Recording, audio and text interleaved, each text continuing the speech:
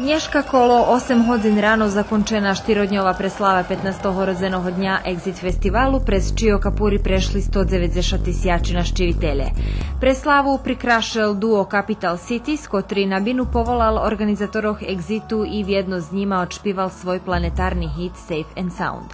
Po tradicijnim ohnjometu ušli jedan z najljepših nastupov zakončujućeg večera Exitu, nastup elektronske grupi Fateless. Dneška som prvi raz nedjelju. Da, co odredzene da povem, njet, že som prišel patrit sem sluhac Fateless. Duval som i hladno pivo, ali je bar spozno. Jutra še muši robic.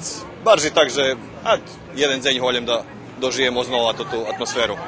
Toto, co po perši razu u istoriji zaznačene na tim festivalu, to fakt, že uchodnici za sobotu buli rozpredati, hoć kapacitet sale i tvrdinji už bul prešireni za 5000 mesta.